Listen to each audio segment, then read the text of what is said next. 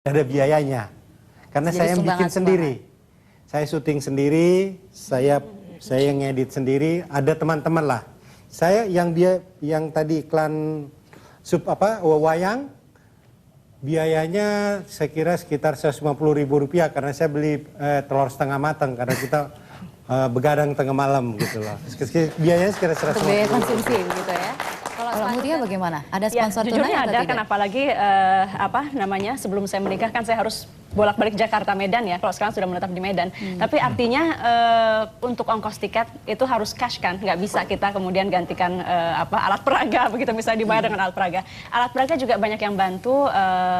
Kalender saya, poster. Kurang lebih yang sudah Anda keluarkan sejauh ini berapa banyak sih untuk kampanye? Untuk saat ini rata-rata habisnya di uang tiket, kemudian juga tim yang bergerak karena bukan membayar orangnya ya, tapi mereka kan perlu mengangkut, apalagi di Sumatera Utara itu jarak antara satu kabupaten dengan kabupaten lainnya jauh dan jalannya cukup infrastrukturnya belum baik begitu ya. Jadi ya adalah kurang lebih 200 juta itu sudah dikeluarkan. Dan masih membutuhkan lebih. Untuk iklan juga, karena mau tidak mau iklan tetap penting. Ke Mas Zulkifli gimana? Berapa biaya yang sudah dikeluarkan sejauh ini? Ada tidak yang memberikan Anda sponsorship secara tunai?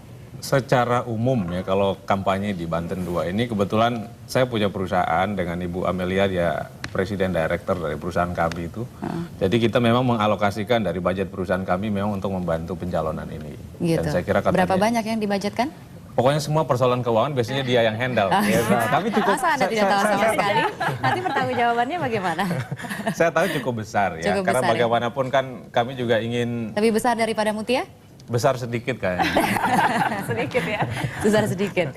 1 miliar sampai? Belum sampai ke situ. Nanti kita minta. Targetnya 1 miliar tapi mengumpulkannya. Kita nggak tahu lah. Karena apa yang dilakukan oleh kader-kader kami lebih dari itu saya kira. Ibu Nur Hayati bagaimana? Berapa biaya yang sudah Anda keluarkan dan Anda persiapkan untuk kampanye kali ini? Kalau tadi saya sudah katakan bahwa saya menggunakan jaringan teman, saudara dan lain sebagainya. Nah, ini diuntungkan karena kebetulan saya keluarga besar ya. Jadi saya 16 bersaudara. Nah, bantuan yang paling besar dari kakak adik saya gitu. Keponakan saya ini juga. bantuan tunai atau bantuan Enggak, pada umumnya mereka misalnya saya ke Malang karena saya dinas di sini, saya ke Malang itu mereka bantu tiket atau mereka bantu saya buatkan stiker. Nanti kakak saya yang satu bilang buatkan stiker, yang satu buatkan kalender. Jadi begitu bantuannya. Gitu. Ya. Bang Syukur bagaimana? Sudah dikeluarkan? Kalau kita bicara, atau yang sudah dipersiapkan? Kalau kita bicara dengan angka, ini sangat sulit kita prediksi tergantung daripada strategi-strategi masing-masing ya, Mbak. Berarti yang paling jujur di sini Mutia gitu ya.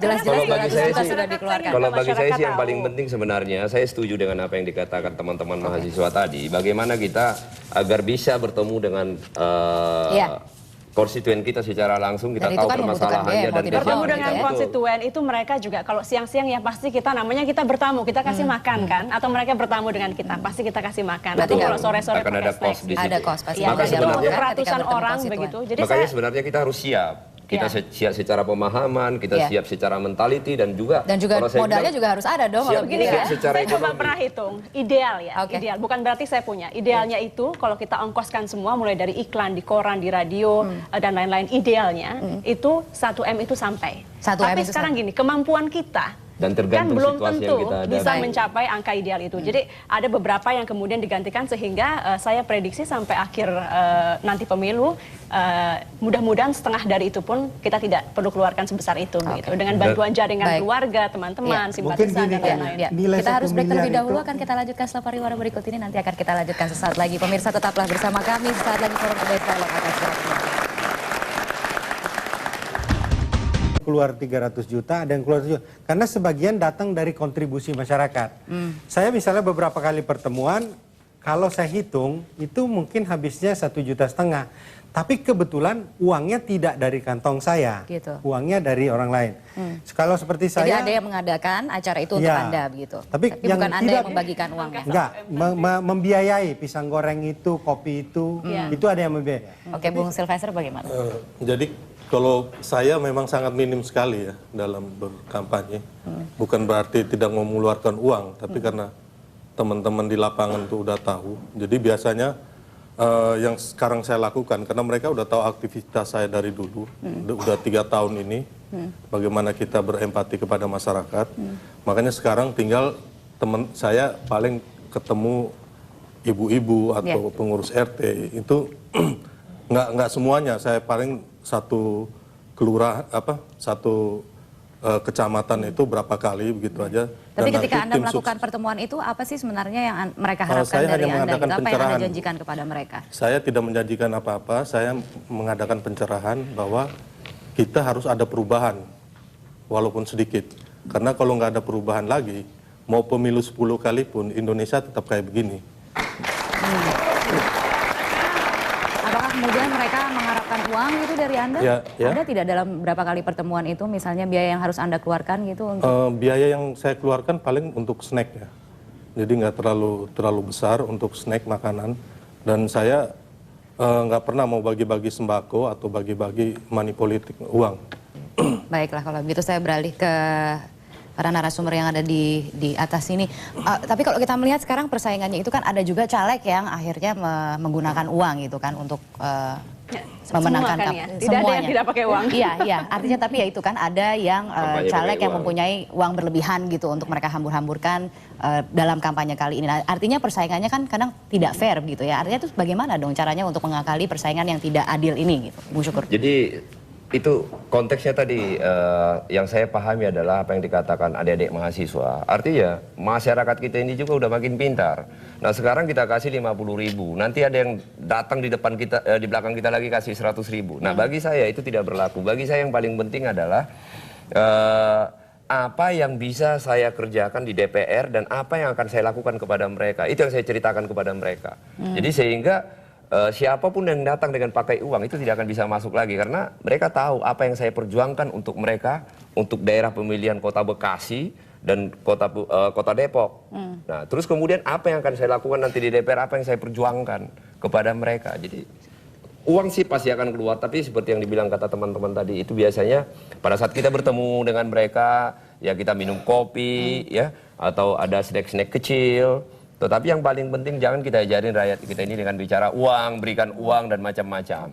Apa sih sebenarnya yang Anda janjikan ketika kemudian bertemu dengan para konstituen ini di dalam suatu pertemuan? Apa kira-kira yang apa yang menjadi harapan mereka yang kemudian Anda janjikan kepada mereka? Saya ke Ibu Nurhayati. Jadi ketika saya bertemu dengan konstituen tentunya kita bicara mengenai apa yang sudah kita lakukan. Jadi selama saya duduk sebagai sebagai rakyat, apa yang sudah saya lakukan. Saya kebetulan aktif di relawan sudah 20 tahun. Jadi mereka sudah cukup mengenal saya. Kemudian saya mencoba memberikan satu pendidikan politik. Ya, bahwa kalau kalian minta, biasanya memang masyarakat selalu bilang, Bu, nanti kalau Ibu jadi kita dapat apa? Nah, ini mereka tidak tahu karena mereka terbiasa dengan pilkada. Ya, jadi pemilihan dari 2004 itu pilkada itu selalu melakukan hal-hal seperti itu. Misalnya mereka katakan terus terang, Bu, kemarin kita waktu pilkada itu Pak ini menang, waktu ketemu kita, kemudian habis ketemu kita ngirim beras 10 ton. Saya cuma ketawa. Nah, itu dia kan, kemudian akhirnya kan. Jadi mereka kemudian saya katakan, itu sebenarnya tidak benar karena kalau misalnya terjadi demikian itu artinya jual beli suara, dan kalau sudah dibeli suara itu jangan berharap apa-apa.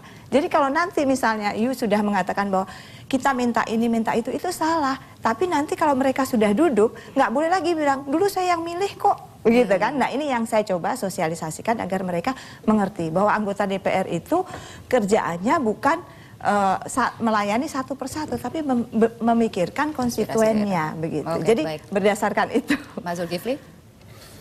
Ya hampir senada ya dengan apa yang dikemukakan oleh Mbak kita dari Partai Demokrat. Tapi dalam pertemuan kami itu karena kami di PKS menikmati betul proses ini ya. Nggak ada beban sama sekali yang bikin terlampau berlebihan gitu.